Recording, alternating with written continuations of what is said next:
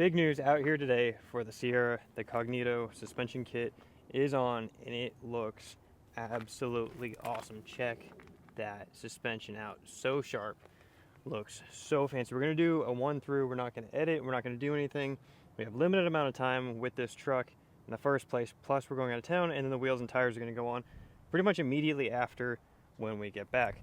So we're going to go through. I'm going to take my time. We're going to show you what got put on, what didn't get put on, what we picked, what we paid for it, how we got it installed. But for now, I know there are a lot of people who lift their trucks and they want to keep the stock wheels and tires. So here is your video going through and showing you just that. And it looks really sharp. It looks proper. Like it looks like a semi heavy duty truck with kind of the stance.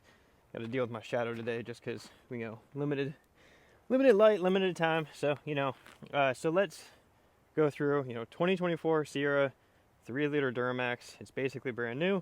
Lots of other videos on the other things that have been done to it, but today we're just going to focus on the suspension. So what did we get?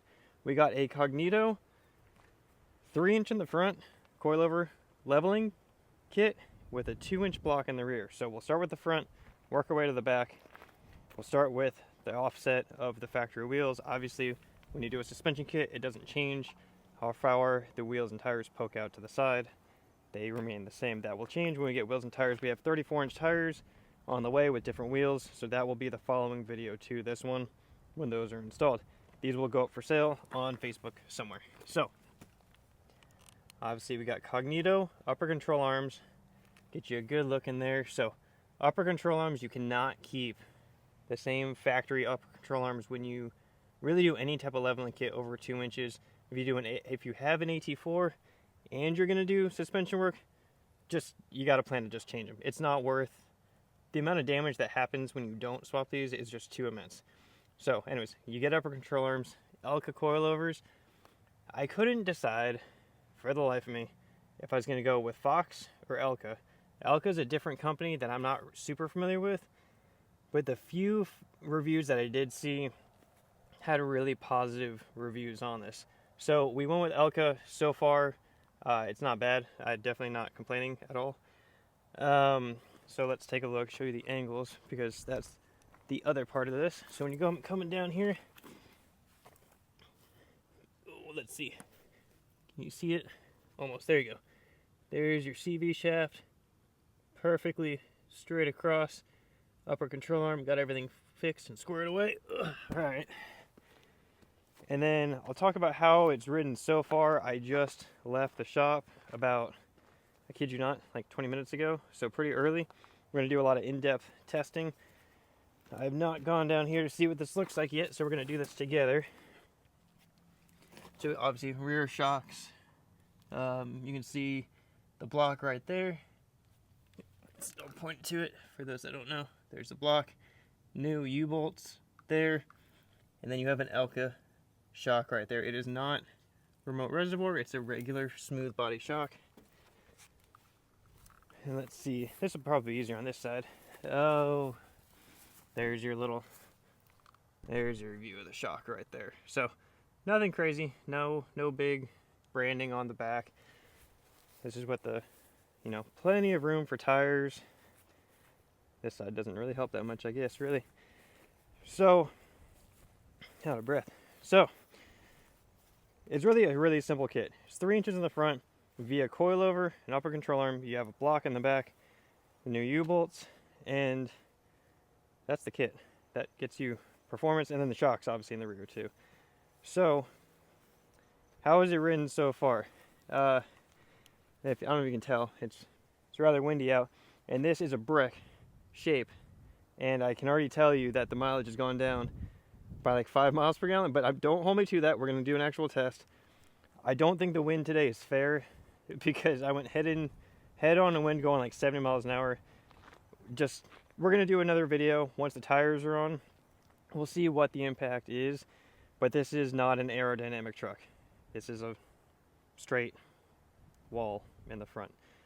So, but that being said, it was like low 20 miles per gallon going down the highway, and I was usually getting 30, but there's this wind action happening, so don't take that with a grain of salt. We're going to go in depth on that later. So as far as ride goes, the rebound is so much better.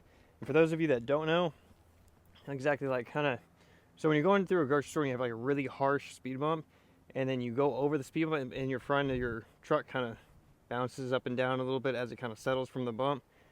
These coilovers and any good quality shock, really even a Bilstein 5100 shock, you're going to go over it and you're going to come down, comes up, and then it's just done. One and done, and it's smooth.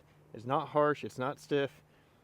There's just no shaking after the fact. So I did hit a little bumpy section down there at the end of the road, and the shocks handled it really well. It was a little harsh on the road. It's a little stiff, as it should be, because when you go off-road, which is the whole point of these, it handles it like butter. It's super smooth. It works really, really nicely. Now, the little bit of on-road, still a grain of salt, is going to be stiffer than a factory shock, because factory shocks are, in theory, kind of 90% road, 10% off-road.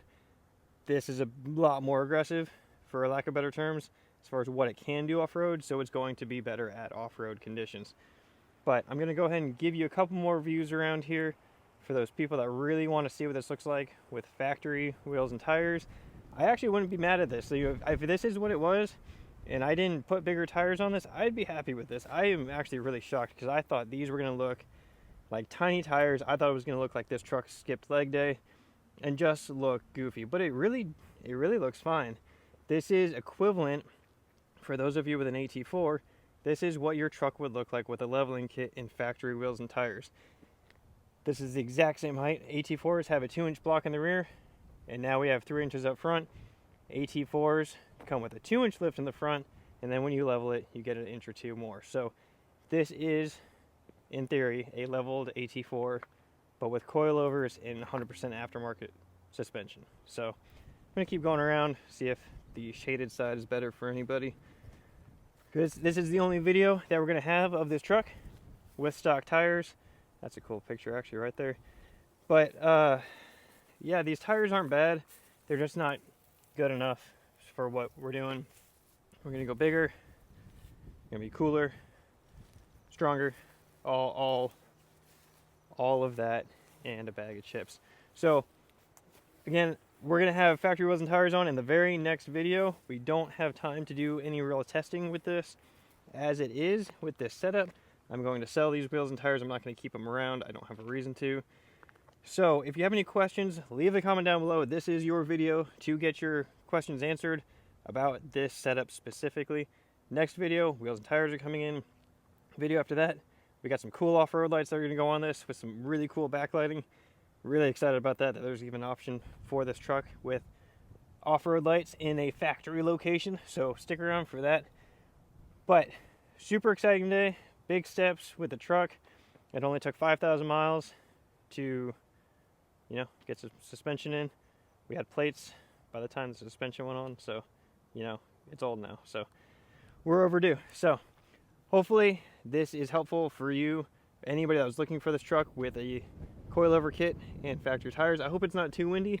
I don't have a better solution for you because I have this amount of days worth of daylight to make this specific video.